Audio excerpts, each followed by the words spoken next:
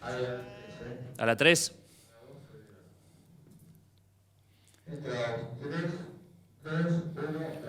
Seguimos en Weekend, falta poco para las PASO, señoras y señores. Llamamos a un consultor político, un hombre experto en elecciones. Bienvenido, Raúl Aragón, ¿cómo estás? Muy bien, muchas gracias. Yo les doy a por todos la invitarme. mano, porque no nos conocemos. Gracias por venir. Muy bien. Bueno, a ver, primero, la gente, por lo menos allegados, no cree en que la elección de Alberto Fernández sea una autocrítica de Cristina Fernández. Políticamente, a mí me da un hombre que la criticó, que sabe que ella también hay decisiones que no va a poder tomar en este supuesto mandato, porque tiene que acercarse al Fondo Monetario y ella es tajante con algunas cosas, pero la gente no cree que sea una autocrítica. No, yo no creo que sea una autocrítica. Creo que fue una movida estratégica muy inteligente de la expresidenta. Porque era verdad lo que decía Alberto antes, sin Cristina no se puede, pero con Cristina no alcanza. Decía, lo dijo un año seguido eso. Sí. Y además todas las mediciones te daban que era así. Entonces, ¿qué hace Cristina? Baja un escalón, medio se esconde y lo deja a Alberto que trate de capturar un pedazo del peronismo de centro y su electorado. Y lo hizo. Sergio Massa entró sin perder su identidad, sigue siendo Frente Renovador, claro. Porque el Frente de Todos no es una unidad, es una coalición de fuerzas políticas, fuerzas políticas y organizaciones sociales. Sí. Entonces, bueno, ahí tenés una estrategia que no tiene nada que ver con una autocrítica, es puramente estratégico. Electoral, claro. Ella buscó ampliar el espacio. Ella tenía un límite, buscó a alguien que se lo pudiera ampliar. Bueno, lo hubiera ampliado más, sí, y hubiera hecho mucho más daño al centro si en vez de Alberto Fernández hubiera buscado un gobernador peronista no acá. Por ejemplo, un Urtubey. Por ejemplo, un Urtubey, o por ejemplo un Perotti, un Schiaretti. ¿Y el fantasma de que Cristina va a manejar a Alberto Fernández? Mira, es insostenible eso. Si el primero no lo conoce, el que dice eso no lo conoce a Alberto. Alberto se le paró de malas manos en el 2008, ¿te acordás? Sí. Ella era la presidenta, él era jefe de gabinete, ni siquiera un cargo electivo. Y dijo no, y se fue. Siendo ella presidenta, en la posición inversa, es muy difícil. Esto no quiere decir que no vaya a tener que negociar cosas con Cristina, obviamente, pero también va a tener que negociar con el radicalismo, con lo que quede del PRO, con lo que sea, porque la base de sustentación política que va a necesitar el próximo gobierno va a ser muy grande, muy, muy grande. Creo, hablando de eso, que tiene más chances Alberto de construir una base más amplia que la que tiene Mauricio Macri, porque él ya tiene el peronismo y el kirchnerismo adentro. Él ya lo tiene. Macri con el kirchnerismo nunca va a sumar puntos. No, eso no. Aparte, Marcos Peña tampoco lo va a dejar. No, claro, no hay diálogo ahí. Con eso, ¿Pichetto le saca poder a Marcos Peña o es solo maquillaje de campaña? No, le saca poder y además espera que esté sentado, si es que ganan, que esté sentado en la silla de vicepresidente. Es posiblemente el político más hábil y más experimentado que tenemos. Miguel Pichetto es un hombre de Estado, ¿no? Es un estadista. Y además yo siempre digo lo mismo, yo he hablado mucho con él. El nivel cultural de Pichetto es sorprendente. Tiene un recorrido por la literatura universal y la filosofía y la teoría política amplísimo. Ahora, y el discurso es muy fuerte, es muy derechoso, ¿podemos catalogarlo de alguna forma o también es electoral lo de él? No, él es así. Y esto me lleva a otra cosa, y es que realmente el presidente Néstor en 2005 dijo, bueno, vamos camino a una reconfiguración del sistema político argentino, vamos a tener una fuerza de centro-izquierda y una fuerza de centro-derecha. Cuando vos lo escuchás ya de antes hablar al senador Pichetto, el pensamiento era mucho más parecido al pensamiento de Macri que al pensamiento de Cristina. Y cuando vos le escuchabas hablar a Sergio Massa, era mucho más parecido a Cristina que a Macri, lo que él pensaba. Sí. Entonces se están configurando estos dos espacios de centro-izquierda y centro-derecha, así que no es un maquillaje, es una especie de blanqueo de posiciones políticas profundas, ¿no? Y ahora, ¿en la sociedad hay un corrimiento hacia la derecha de la sociedad? Estamos hablando también a nivel regional de Bolsonaro, estamos hablando de Colombia, sí. La injerencia fuerte de Estados Unidos. Bueno, eso hay que interpretarlo en el marco de la política internacional, es un problema geopolítico. Pero porque la izquierda fue un fracaso, fue un fraude, no sé, en todos los casos hubo corrupción, por lo menos lo que se ve a nivel. Lo que se ve, sí. Y creo que la gente opta por la derecha por eso, ¿o bueno, no cubrió las expectativas? Primero es una operación de Estados Unidos, digamos, está apoyada, motorizada por Estados Unidos. ¿Por qué? Porque China está entrando.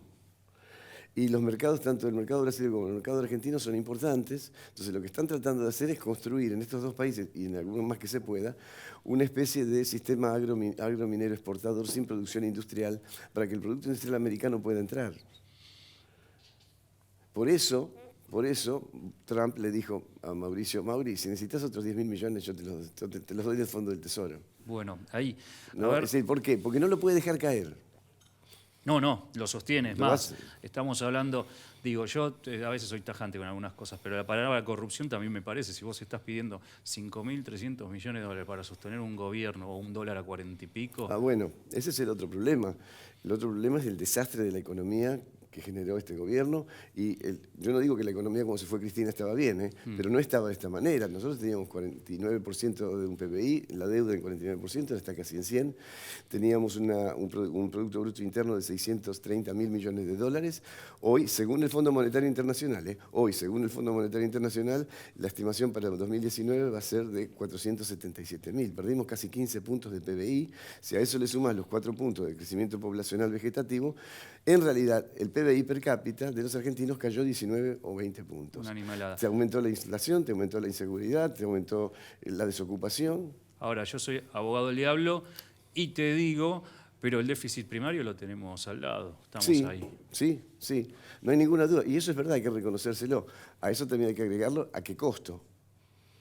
Con el 9% de pérdida del poder adquisitivo de los jubilados, que algunos dicen que es 15%, ahí ya me excede porque es un cálculo, yo no soy economista, pero 9 seguro por el empalme, con una retracción, bueno, por ejemplo, nosotros teníamos que fabricar el tercer ARSAT.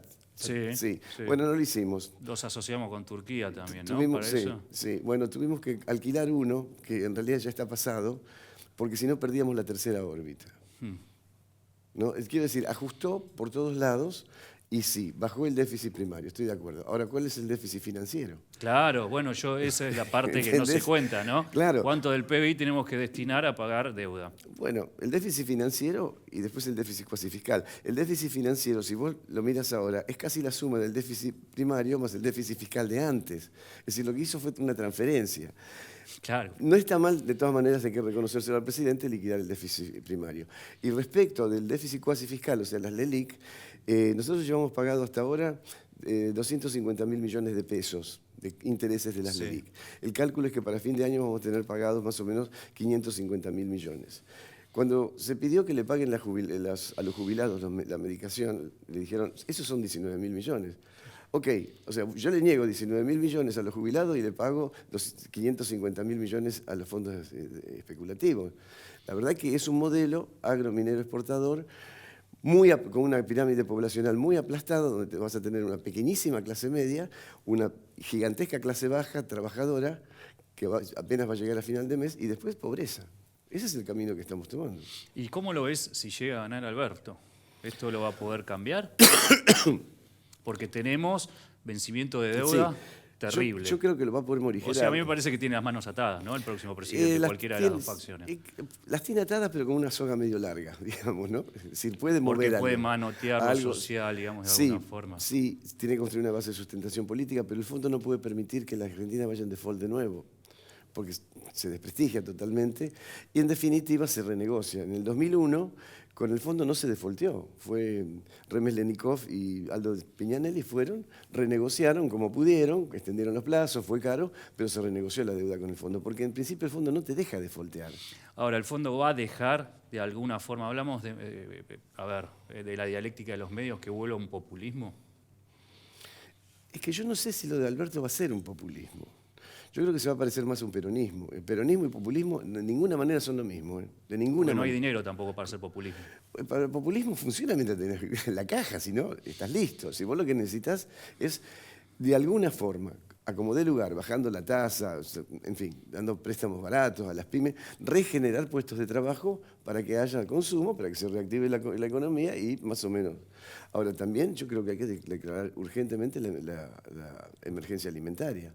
No puede ser que somos 40 millones de habitantes y según la FAO, de nuevo, no Kirchner, no Cristina, la FAO, que es de las Naciones Unidas, hace 4 días dijo 14 millones de argentinos tienen hambre, están en riesgo alimentario. Es muy serio eso. Y producimos comida para 400 millones. Te voy a pedir que salgamos de este tema que primero da para debatir mucho, por Sí, supuesto, sí, y por es supuesto. más que profundo, interesante, pero nos vayamos a la provincia de Buenos Aires, ¿no? Parece Sí. como la madre de todas las batallas. Sí, ahora. siempre la madre de todas las batallas. Bueno, ¿qué le espera a María Eugenia Vidal, ¿sí? Con un Kicillof que está ahí, casi con la misma intención de voto? Nosotros lo tenemos 2 puntos arriba, Kicillof. En escenario, ahí, bueno, aclaremos algo. Es muy difícil medir provincia. Claro, Porque si, muy entero. no, porque además está atada a la nacional.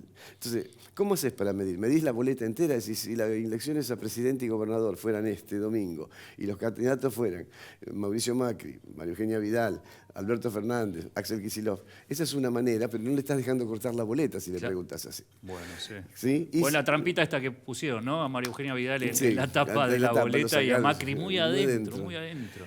Y la otra manera de medirlo, es decir, si fuera, que es lo que hicimos nosotros, si fuera presidente, medís primero presidente y después preguntás por gobernación. Claro. Pero ahí ya le estás cortando la boleta. ¿Cuál de los 2 métodos es el mejor? Ninguno. No puedes tener certeza de nada. Nosotros tenemos a Axel Kicillof 2 puntos arriba. ¿Y por qué, a qué se da? A ver, él dice que caminó hace 3 años, está caminando la provincia, Sí. pero es el desencanto por Macri, es el desencanto por lo que no logró Vidal. Sí, yo creo que hay desencanto con esta gestión. Obviamente no fue una gestión exitosa. Fue exitosa en algunos sentidos. Es verdad que hicieron mucha obra pública, pero lo que repasábamos al principio, los números, fue un fracaso rotundo. Y a la vez no, digamos, la pobreza tiene una cara cada vez más trágica y del lado del oficialismo no muestran sensibilidad social. Te hablan de que, bueno, hice cloacas y ahora vas a poder salir de tu casa en Claro. zapatillas blancas. Sí, pero tengo la heladera vacía. Entonces, yo creo que hay un descontento muy importante. No es todo descontento, la elección no está ganada por Fernández No, Fernández. no. Nosotros teníamos una diferencia de 7 puntos hace 20 días, 22 días. Ahora la diferencia ronda los 5, se estabilizó en 5, pero la elección no está ganada por ninguno de los dos. Y por último te voy a preguntar por Cambridge Analytica, una empresa que tiene esta Big Data que se puede meter en tu celular, que de acuerdo a 30, 50 o 100 likes puede ser mucho más, te puede conocer mucho más que tu esposa Sí. o que tu familia. ¿Es legal? ¿No es legal? ¿Está permitida la ciencia dentro de la política? Porque ahora está, ¿no? Lo que pasa es que, sí, lo que pasa es que, a ver, vos subiste a tu muro de Facebook, que es público, Sí. lo que sea, X. Eso vos lo dijiste en público. Es como que yo te hago una encuesta, es lo mismo. Vos me lo dijiste. Entonces, ese nivel de información, hasta ahí es legal. Pero parece ser que hay metadata, además. Claro. La data que está dentro, que no la ves. Es todo un debate. Yo lo que creo que es temible esa situación. Más allá de si es legal o no, tendría que ser ilegal. Porque con eso, ¿qué se hace? Yo lo llamo microtargeting. Yo recorto tu perfil exacto y vos te pareces a estos 30. Casi exactamente. Casi exactamente. Gustos, temores, expectativas. Sí, tu perfil, pasado, sí, sí, social, pero además todo, lo sí, emocional sí. también. Sí, sí, sí. Y entonces después te hago una publicidad que solamente va a los 30 muros de esos, exactamente diseñada para vos. Se llama microtargeting, eso lo está haciendo el gobierno nacional. No digo que con Cambridge Analytica, pero lo está haciendo, sí. Bueno, entonces el voto es emocional o racional. Es de las dos cosas. Porque no, el electorado no es como el dulce de leche, no es todo igual, digamos, ¿entendés? Hay segmentos. Nosotros trabajamos con 18 segmentos. Y no, en general yo adhiero, es lo que estás preguntando se llama teoría del voto, y hay una biblioteca como de 100 kilómetros, bueno, ¿no? Sí, hay muchas teorías acerca. Explican Sí. yo digo- La espiral del silencio, bueno, Sí, tenemos la muchas. espiral ¿no? del silencio, sí. Yo adhiero a una teoría que se llama rational choice, elección racional. Y lo que dice esa teoría es que vos votás a la figura que en tu percepción, en tu interpretación, porque es un problema de interpretación, de semiosis, en tu interpretación va a mejorar, va a maximizar tus beneficios. Ahora, maximizar tus beneficios para vos no es lo mismo que maximizar los beneficios de un señor que es zapatero en Avellaneda. Son completamente distintas las Estoy de percepciones. acuerdo, sí. Entonces, ¿es racional? Y sí, es racional hasta cierto punto. Sí. ¿Es emocional? Y sí, también es emocional porque hay rechazo, también hay rechazo y adhesión emocional. En general, yo te diría, el voto macrista, el voto Juntos por el Cambio, tiene un pequeñísimo componente ideológico, de adhesión ideológica, que dicen sí, este es el modelo, el neoliberalismo. Después un gran componente que es el voto odio que, a lo popular, que eso siempre está en la historia argentina, siempre. Sí. Y después hay otro componente que es el miedo, el voto miedo a la vuelta del kirchnerismo y irnos a Venezuela, digamos. Entonces tiene un componente odio y un componente miedo. Del lado del voto de Frente de Todos, tenés primero un voto gratitud. Porque los sectores bajos, más allá del método, más allá de que haya hecho lo que haya hecho, a la percepción de ese segmento fueron beneficiados materialmente. Le jubiló el abuelo, le puso 2 asignaciones universal por hijo, le dio el plan no sé qué, le duplicó el ingreso, le mejoró las condiciones de vida. Y se las empeoró. Entonces hay un voto gratitud. Y después hay un voto carisma, porque más allá de que te guste o no, en un gran sector de la población, Cristina es querida, sí, es querida, es así de corta, es querida, es carismática. Entonces tenés voto carisma y gratitud versus voto odio, temor. Pasión. Pasión. Señor, muchas gracias por estar con nosotros.